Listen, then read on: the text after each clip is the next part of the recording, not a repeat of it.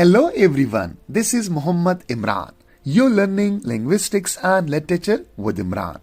Today, we will focus on grammar and semantics. When we define grammar, there are two components which are necessary to understand and define grammar. First, morphology, and second, syntax. So grammar is actually the combination of these two elements, morphology and syntax. Let's discuss in detail grammar and semantics. So, what is grammar? Next time, if anyone asks you what is grammar, so you can define in this way. That a language consists of words and grammar. Grammar itself has two parts. How many parts grammar has? Two parts. Morphology deals with the structure of words.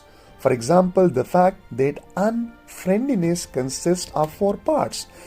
That is called morpheme, each of which has meaning, and laughing of two morpheme. One is laugh and another one is ing. So laughing has two morpheme and unfriendliness consists of four morpheme. So one is one is friend, one is li, and one is ness. Right? So grammar is nothing, only the study of morphology and the study of syntax. So if you want to define grammar, so you will say that grammar is the study of morphology and the study of syntax. So if a morpheme is added to a word and here a word of a different kind, this is called derivational morpheme. For example, we have a verb that is teach, and if you add er and it becomes teacher. So here we have a different sort of word, right? So this is called derivational morpheme. For example, the formation of adjective, beautiful from noun beauty. So noun, decision from verb decide. So we have a verb decide, and if you form a noun decision, or you have an adjective that is beautiful, right? And you form a noun beauty. So these are called derivational morpheme, right? And verb widen from adjective wide. So we have adjective wide and we form like a verb widen. Similarly, a verb untie from the verb tie. Okay, so we have tie and we form untie. So tie is also a verb and untie is also a verb. For example, the verb kill, in fact, for the past tense becoming killed, and the noun horse, in fact, for plural number becoming horses. And let me give you another example, like we have a singular and that is book, and the plural of book will be books. So what is inflectional morpheme here? That is sa, right? Books. Or we have a verb, for example, that is play, and we add s with the play, so it becomes plays, like he plays or she plays, right? So this was an example of inflectional morpheme, and on previous slide we discussed derivational morpheme, right? Here we have the second component of grammar, and that is syntax.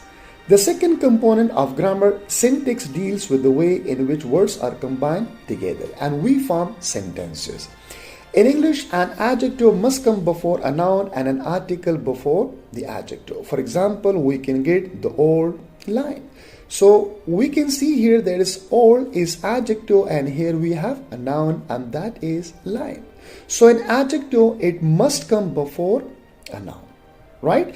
And similarly, that here we have article the, it must come before an adjective, right? And here we explain, and an article before an adjective. So this is adjective, and here we have article, right?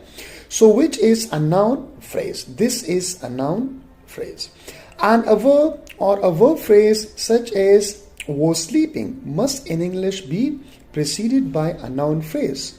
Like we get the old line was sleeping, which is a clause. Here, the old line is a noun phrase, while was sleeping is a verb phrase. And according to the rules, a verb phrase must be preceded by a noun phrase. And as a whole, we call it a clause. So the old line was sleeping is a clause. Sentence.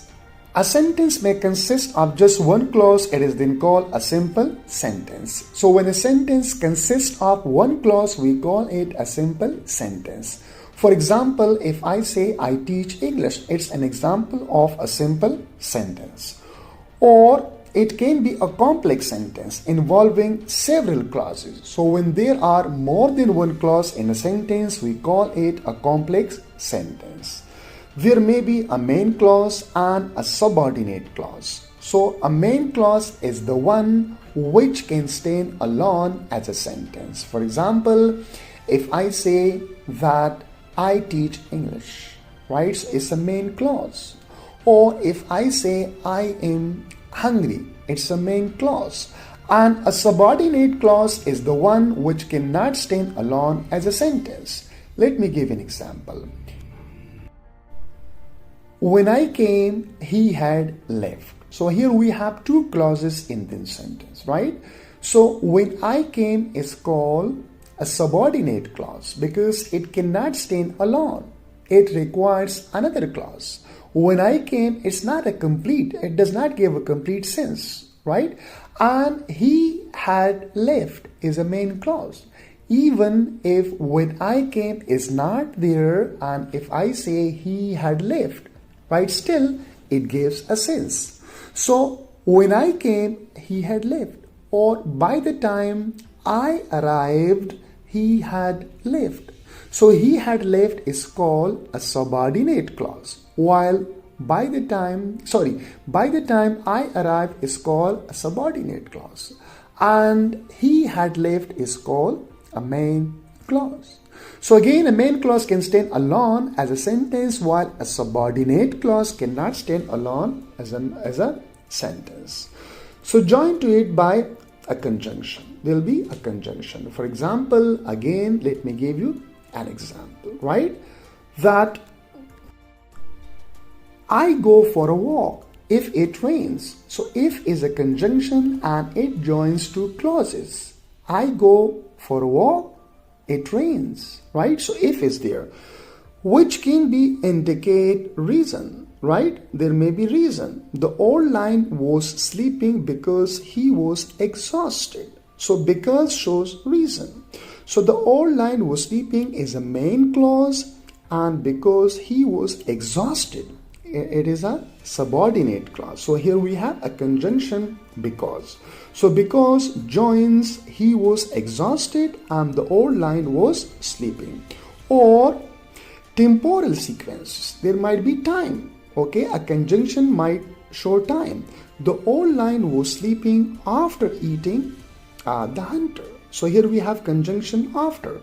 And after joins it joins eating the hunter, and the old line was sleeping, right? So here after shows time. It's called temporal sequence, and so on. So there may be some other causes also, right? Referential meaning versus sense meaning. Underlying both words and grammar, there is semantics. So semantic deals with meaning. Semantic is the study of meaning of words, phrases, and clauses, and so on. So the organization of meaning, how meaning are organized. So when we talk about the organization of meaning, so we are referring to semantics. So a word can have two sorts of meaning. First, it may have reference to the word and describe the color of blood, right? When we say the color of blood, so it has a reference. Chair refer to a piece of furniture. Or if I say a table, so a table is also referring to a piece of furniture. With legs and a back, we're talking about chair here. Or with legs and a top, then that will be a table on which a human being may comfortably sit, We're talking about chair now.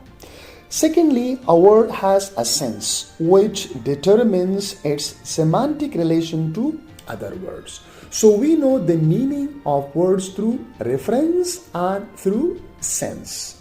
So there's sometimes we know the meaning of word through sense, and that will be in relation to other words. We may know the meaning of words through definition, explanation, or antonym. For example, if you ask me this, sir, what does it mean by day? So I may tell you it's the opposite of night. Or if you tell me that what is the meaning of cold, so I'll tell you it's the opposite of hot. So sometimes we will need explanation, and sometimes we will know the meaning of words through antonym, synonym, and some other words. So then that is like to know the meaning of words through sense. And sometimes we will have like a referent in our mind, right? And those words will have reference in the real world. For example, door, chair, table, tree, man, woman, and like a flower, right? Or like laptop, a mobile phone, right? So these all have like references, right? We can refer to them in the real world. And sometimes we cannot refer, then we know the meaning of it through senses. So narrow is the opposite, more specifically the antonym of wide. So sometimes we know the meaning of word through antonym, synonym, and explanation to other words, right? Relation to other words. And crimsons refer to a color that is a special sort of red. We say that crimson is a hyponym of red. So the meaning of crimson is included in the meaning of red. So in this way, we know the meaning of words through sense. So that is through sense relation. So here we discuss two sorts of meaning. One is referential meaning and one is sense meaning. Referential meanings are those meanings which reference exists in the real world. Like I told you, window, door, right, couch, chair, table, tree, and so on. And one is sense meaning that we know in relation to other words through synonym, like hyponymy, synonymy, and definition and explanation to other words in dictionary, right? Meaning. Every morpheme has a meaning. The ending er added to a verb may derive a noun which refer either to an agent, e.g. baker. So back is a verb and baker is a noun. So that is an agent now, the doer of an action, or else to an instrument intended for an activity. For example, we say mower. So mower is a machine that cuts grass. Some morphemes have different meaning with different kind of words. For example, we talk about prefix an. So an indicates an opposite quality with an adjective. For example, when we say kind, that is positive, right? And when we say unkind, so that is opposite, and it will give us a negative meaning, right? Kind and unkind. But reverse action with the verb tie and untie. So when we add un with an adjective, it gives us negative meaning, or it makes an adjective negative. Kind, unkind. Happy, unhappy. And when we add verb, when we add un with the verb, so we will have a reverse action like tie and untie, lock and unlock. So adding un with the verb will result like a reverse action, and adding un with an adjective will give us negative meaning, because un means not with adjective, and un means the reverse action with the verb. Meaning of words. Meaning is also associated with the way in which words are combined to make phrases, clauses, and sentences. So we know the meaning of words when they are used in phrases, clauses, and sentences, are how words are combined to form or to make phrases, clauses, and sentences, right?